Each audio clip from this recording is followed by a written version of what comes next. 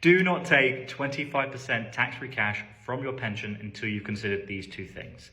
The first thing is, at the moment, you've spent the last few decades or years building up your pension pot.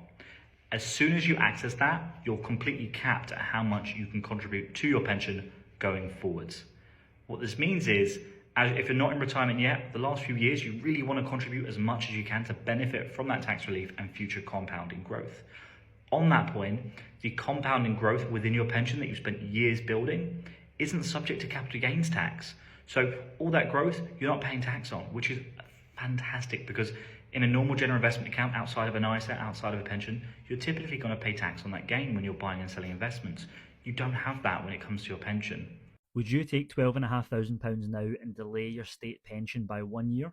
For people aged between 28 and 40 who have got at least 10 years of national insurance contributions, they're proposing that they get 12.5 grand now, but postpone their state's retirement by 1 year.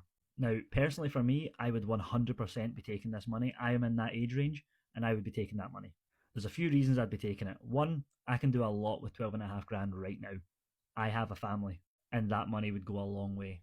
Two, if I was to put that money in the S&P 500, it would grow massively, in theory, over the next 40 years, and probably be worth more than what 1 year of state pension age will be when I finally get my state pension. And three, I am genuinely of the belief that the state pension might not be a thing when I'm 70. I would rather have the money now. What about you? Would you take the money, or would you leave it and retire that 1 year earlier? I feel like everywhere we look now, it's severe financial crisis.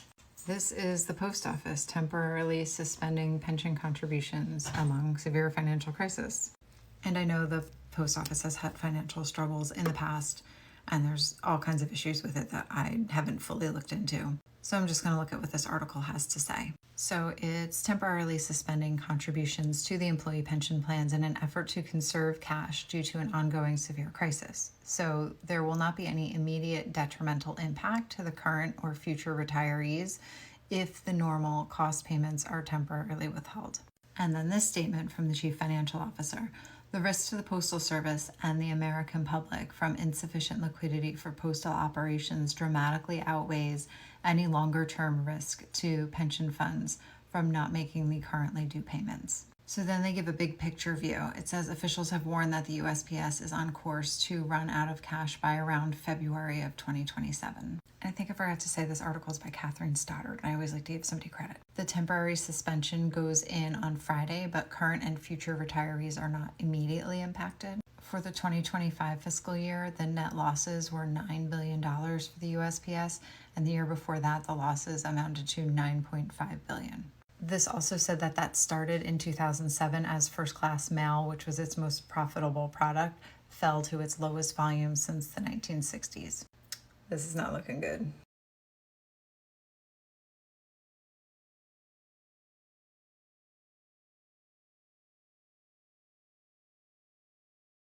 These are 5 signs that you're doing better than you think you are financially. And number 5, I already know you're doing. 1 is that you have some form of private pension. 25% of UK adults have no form of private pension, so if you have one, you're doing great. 2 is that you have more than £1,000 saved for an emergency. The FCA estimates around 10% of adults have 0 in savings, so if you've got £1,000, you're doing great. 3 is if you have a stocks and shares ISA. Only about 16% of UK adults have a stocks and shares ISA, which baffles me. 4 is that you have any investments at all. The FCA has previously found that 71% of adults have no investments. So if you do, you really are in the top percentages. And number 5, which you're already doing because you're watching content like this, is you're trying to learn about personal finance. You're trying to better your financial understanding, which will improve your finances in the long term. And I can promise you not many people are doing that either. Let me know in the comments how you did, and like and follow for more from me. If you have a pension in the UK, you can generally draw that pension from age 55. You can get your 25% tax-free lump sum, and you can either buy an annuity with your fund to pay you for the rest of your life, or you can go into drawdown. So you can leave that fund invested and you can start to draw an income from it. So that investment will continue to fluctuate with the markets while you're drawing from it.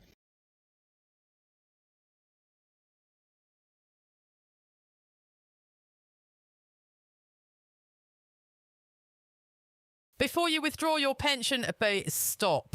One decision could cost you thousands of pounds in tax, reduce your retirement income, and leave you wishing you'd waited just a little longer. And when you compare Britain's pension system with America's, the differences are even more surprising. So before you touch your pension pot, here's what you need to know.